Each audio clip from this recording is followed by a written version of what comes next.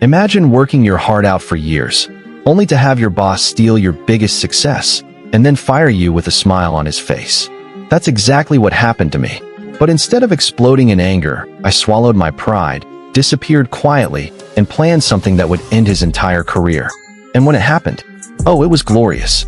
If you've ever been betrayed by someone in power and dreamed of watching karma finally catch up to them, you're going to love this story. Make sure you hit that like button, subscribe, and welcome back to Life and Stories, where real-life justice always finds its way home. Set up, ordinary life, ordinary dreams. My name is Daniel, and for most of my life, I lived a pretty average existence in a small town in the United States.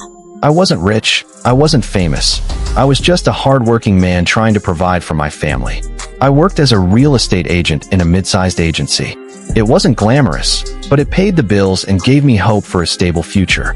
My wife and I had dreams of eventually buying a home of our own, raising kids in a safe neighborhood, and maybe, just maybe, retiring without too much debt.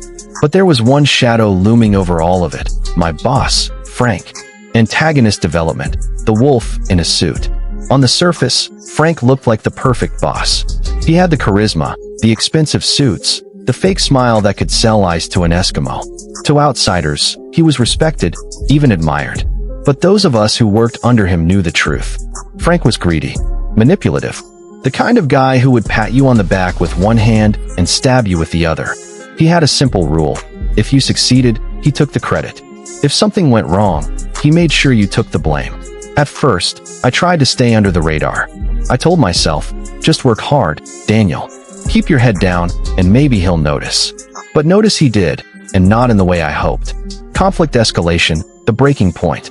For years, I pulled in clients, worked weekends, and closed deals that should have earned me bonuses. But every time the numbers came in, Frank presented them as his victories. I'll never forget the day he truly crossed the line. I had spent months nurturing a massive commercial property deal. Sleepless nights, countless phone calls, endless meetings. It was finally about to close, a deal that could have changed my career. But when the ink dried, guess whose name was on the paperwork? Not mine, Frank's. When I confronted him in his office, my voice was shaking with anger. Frank, this was my deal. You know it. You can't just. He cut me off with that smug little smile. Daniel, clients trust me.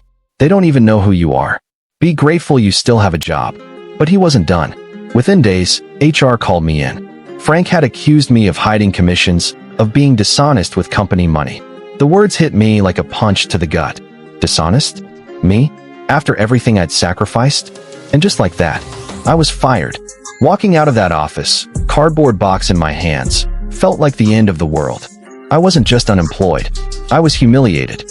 That night, I sat at my kitchen table staring at the bills piling up, feeling like a failure. My wife squeezed my hand and whispered, "We'll get through this." But inside me, something else stirred. Not just sadness, not just anger, something colder, sharper, a quiet promise. He will pay for this. I don't know when, I don't know how, but one day, Frank will regret underestimating me. Months crawled by. I started freelancing, working small deals just to keep food on the table. Slowly, I rebuilt my confidence. Then, fate threw me a lifeline. I bumped into an old client at a coffee shop. We chatted, and when I mentioned Frank, his face soured. He told me Frank had burned him too, lied about fees, delayed contracts, even threatened lawsuits to cover his own mistakes. And he wasn't the only one. Word was spreading. Frank was sloppy, greedy, and reckless. That's when it clicked. This wasn't just personal. Frank was leaving a trail of destruction everywhere he went. And maybe, just maybe, I could be the one to bring him down. I didn't storm into his office. I didn't call him out on social media. That's what he would have expected. Instead, I went silent. For 6 months, I became a ghost in his world, but a very busy ghost. I gathered every scrap of evidence I could find. Old contracts, forged invoices, shady financial reports.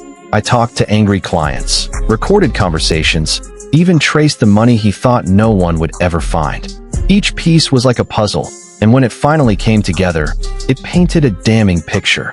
Tax fraud, bribery, and real estate scams so bold, it was almost laughable. I had him. I packaged it all neatly and handed it over. To the IRS, to the Real Estate Commission, and to the state authorities.